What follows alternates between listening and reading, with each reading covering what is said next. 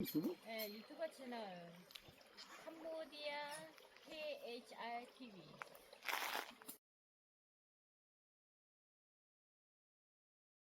지금 9명 있습니다. ឥឡូវជាការបោះតកែគឺគាត់មានចំនួន9នាក់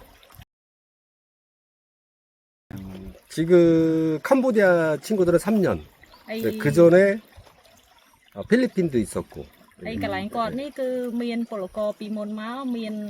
ហ្វីលីពីនក៏មានប៉ុន្តែឥឡូវនេះជនជាតិខ្មែរយើងគឺធ្វើការរយៈពេល3ឆ្នាំហើយ 잘합니다. 매우 만족합니다. ហើយពលករខ្មែរយើងគឺគាត់ធ្វើការងារល្អហើយតកែពេញចិត្តខ្លាំង 성실하고 그다음에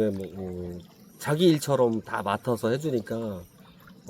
저는 더 이상 바랄 게 없습니다. ចំណុចដែលតកែគាត់ពេញចិត្តហ្នឹងទី1គឺពលករយើងអាសាព្យាយាមហើយទី2គឺគាត់យកចិត្តទុកដាក់ការងារចំការរបស់តកែដូចជារបស់ខ្លួនឯងហើយទី3គឺគាត់មានការអត់ធ្មត់តស៊ូនៅក្នុងការងារអញ្ចឹងគឺគាត់ពេញចិត្តនៅក្នុង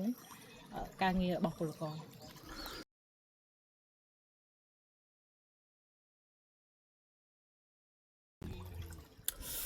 글쎄 조금 제가 기다리고 다시 제가 또 지도를 하고 하면은 뭐 금방 잘하는 것 같습니다. 처음에 좀 서툴긴 한데 그래도 처음 돌아왔을 때도 어느 정도 기간은 주고 일을 시키면은 보편적으로 캄보디아 친구들 일을 잘하는 것 같습니다.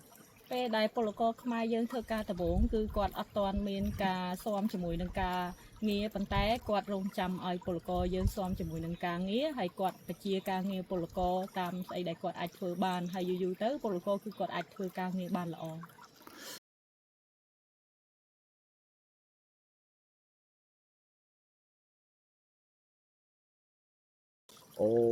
일적인 것도 그렇지만 한국말을 기본적으로 뭐 인사말은 기본이겠지만은 그래도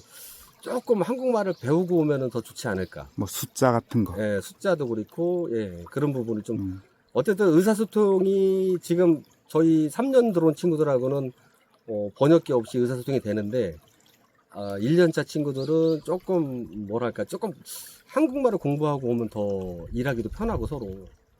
그럴 것 같습니다. ហើយស្អីដែលគាត់ចង់បានហ្នឹងគឺមុននឹងពេលពលករខ្មែរយើងមុននឹងឡើងមកប្រទេសកូរ៉េគឺគាត់ចង់ឲ្យពលករខ្មែរយើងគឺត្រៀមរៀនភាសាកូរ៉េ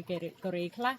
ដើម្បីពេលយើងឡើងមកកូរ៉េដើម្បីឲ្យមានអធិស្ឋានក្នុងការធ្វើការងារជាមួយតកែមិនថាការគួសមការរស់នៅគឺត្រូវតែចាំបាច់ភាសាកូរ៉េហើយបើសិនជាអាចទេគឺយើងមកប្រទេសកូរ៉េនេះធ្វើការងារជាមួយតកែជាធ្វើការតំណែងតំណងគ្នាជាភាសាកូរ៉េគឺវាល្អអញ្ចឹងគឺយើងចាំបាច់ត្រូវរៀនភាសាកូរ៉េគឺស្អីដែលគាត់ចង់បាន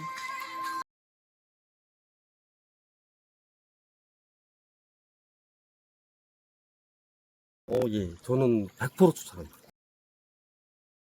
첫째는 머리가 좀 좋고 좀 성실한 것 같아요. 다른 나라 친구들에 비해서. 그러니까 여기 들어있는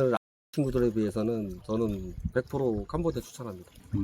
ហើយគាត់ចង់ផ្ដាំទៅដល់ថកែផ្សេងទៀតគឺគាត់ឲ្យមេដៃទៅលើពលករខ្មែរយើងលេខ1គឺដោយសារតែពលករខ្មែរយើងមានភាពស្មោះត្រង់ធ្វើការងារអំណត់តស៊ូនិងឧស្សាហ៍នៅក្នុងការងារអញ្ចឹងល្អជាងប្រទេសដទៃផ្សេងទៀតអញ្ចឹងគឺគាត់ណែនាំឲ្យតកែផ្សេង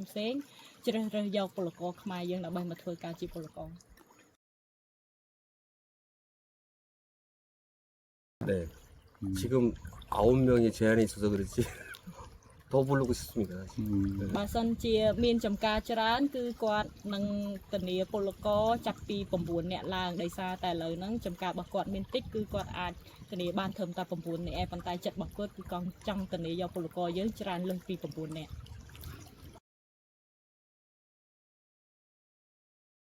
예, 있습니다.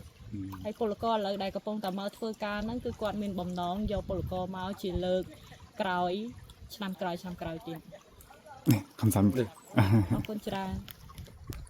ពន្លឺពណ៌មាសរះលើជើងមេឃស្រុកគេ